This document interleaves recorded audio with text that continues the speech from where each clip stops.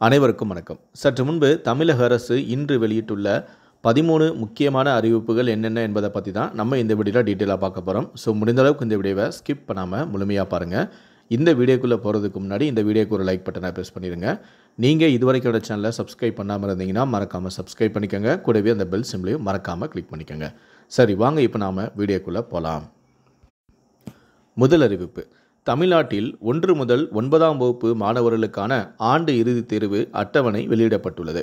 1 முதல் 5ஆம் வகுப்பு மாணவர்களுக்கு முழு ஆண்டு தேர்வானது ஏப்ரல் 9ஆம் தேதி முதல் 21ஆம் தேதி வரை நடைபெறும் எனவும், 6 முதல் 9ஆம் வகுப்பு வரை மாணவர்களுக்கு ஏப்ரல் 8ஆம் தேதி முதல் 24ஆம் தேதி வரை ஆண்டு இறுதித் தேர்வு நடத்தப்படும் எனவும் பள்ளிக் கல்வித்துறை அறிவித்துள்ளது. இரண்டாவது அறிவிப்பு: தேர்தல் நடைமுறைகளை வலுப்படுத்த யோசனைகளை தெரிவிப்பது தொடர்பாக மார்ச் 18ஆம் தேதி அனைத்து கட்சி கூட்டத்திற்கு தமிழ்நாடு தலைமை தேர்தல் அதிகாரியான அர்ச்சனா பட்நாயக் அழைப்பு விடுத்துள்ளார். கூட்டத்தில் கலந்து கொள்ள அங்கீகரிக்கப்பட்ட தேசிய கட்சிகளான காங்கிரஸ், சிபிஎம், பாஜக, பகுஜன் சமாஜ் கட்சி உள்ளிட்ட கட்சிகளுக்கும் அங்கீகரிக்கப்பட்ட மாநில கட்சிகளான திமுக, அதிமுக உள்ளிட்ட 12 கட்சிகளுக்கும் அழைப்பு விடுக்கப்பட்டுள்ளது.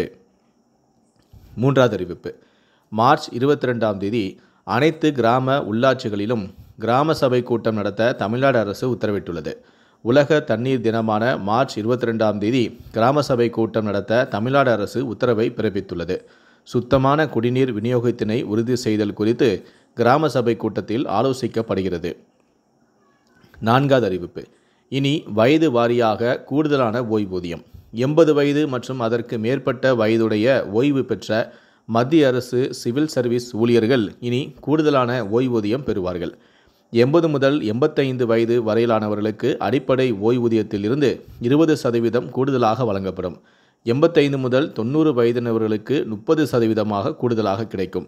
95 முதல் 100 வயதினவர்களுக்கு 50% கூடுதலாக வழங்கப்படும். 100 வயதை கடந்த ஓய்வூதியதாரர்கள் அடிப்படை ஓய்வூதியத்தில் 100% கூடுதலாக பெறுவார்கள். இந்த கூடுதல் ஓய்வூதியமானது ஓய்வூதியதாரர்கள் நிர்ணயிக்கப்பட்ட வயதை அடையும் முதல் நாளிலிருந்தே நடைமுறைக்கு வரும் எனவும் அறிவிக்கப்பட்டுள்ளது. ஐந்தாவது அறிவிப்பு: தமிழ்நாட்டில் 1635 சிபிஎஸ்இ பள்ளிகளில் 15 லட்சம் மாணவர்கள் மட்டுமே மும்மொழி படிக்கிறார்கள் எனவும் அமைச்சரான அன்பில் மகேஷ் தெரிவித்திருக்கிறார்.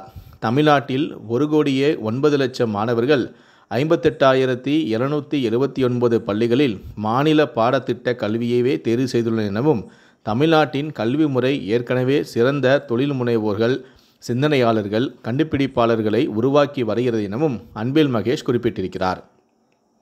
ஆறாவது அறிவிப்பு: பௌர்ணமி மற்றும் வார விடுமுறை தினத்தை ஒட்டி பயணிகளின் நலன் கருதி 966 சிறப்பு பேருந்துகள் இயக்கப்பட உள்ளதாக போக்குவரத்து துறை தகவல் தெரிவித்துள்ளது.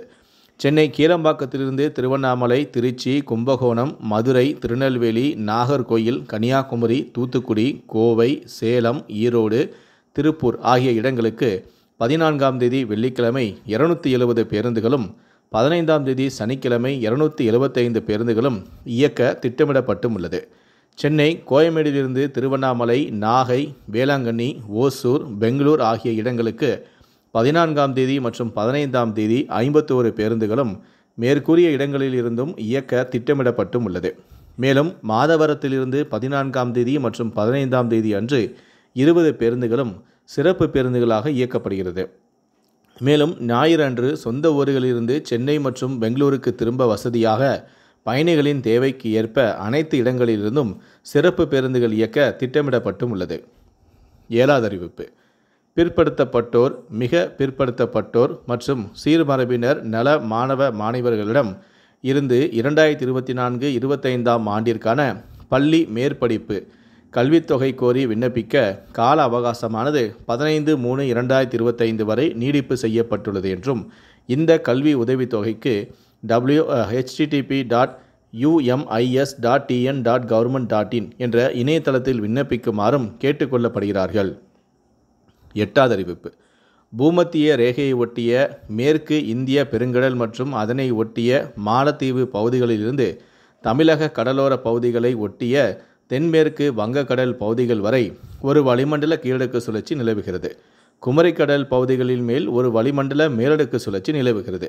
தமிழகத்தில் ஒரு சில இடங்களிலும் புதுவை மற்றும் காரைக்கால் பகுதிகளிலும் இடி மின்னலுடன் கூடிய லேசான முதல் மிதமான மழை பெய்யக்கூடும்.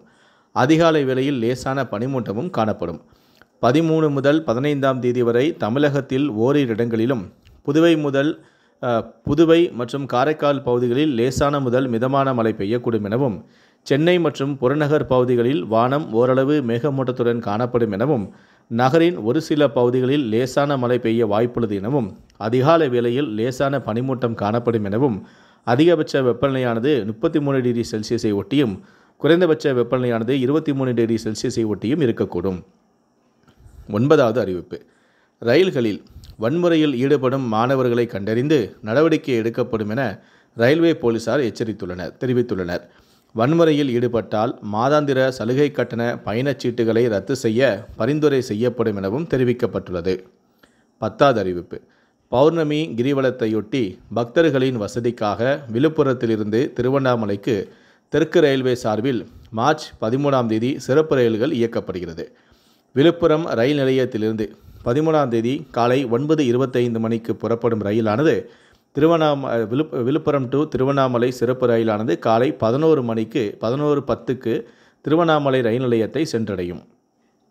இதேபோல மறுமார்க்கத்தில் திருவண்ணாமலை ரயில் நிலையத்திலிருந்து பகல் 12:40 மணிக்கு புறப்படும் ரயிலானது திருவனந்தபுரம் டு விழுப்புரம் சிறப்பு ரயிலானது மதியம் 2:15 மணிக்கு விழுப்புரம் ரயில் நிலையத்தை வந்தடையும். இந்த 2 ரயில்களுமே வெங்கடேசபுரம், மாம்பலப்பட்டு, அயத்தூர், திருக்கோவிலூர், ஆதிச்சனூர், அண்டம்பள்ளம், தண்டரை ஆகிய ரயில் நிலையங்களில் நின்று செல்லும் எனவும் கூறப்பட்டுள்ளது. 11வது அறிவிப்பு. இனி மின் கட்டணம் அதிரடியாக மாறப்போகிறது. வேகமெடுக்கும் ஸ்மார்ட் மீட்டர் பணிகள். வீடு, வணிக நிறுவனங்களில் ஸ்மார்ட் மீட்டர் பொருத்தும் திட்டத்திற்கு சுமார் 3 கோடி புதிய ஸ்மார்ட் மீட்டர்கள் வாங்குவதற்கான டெண்டர் கோரி தமிழ்நாடு அரசு அறிவிப்பொன்றை வெளியிட்டுள்ளது. மின் பயன்பாட்டை துல்லியமாக கணக்கெடுக்க ஸ்மார்ட் மீட்டர் பொருத்தப்படவும் உள்ளது. 12வது அறிவிப்பு.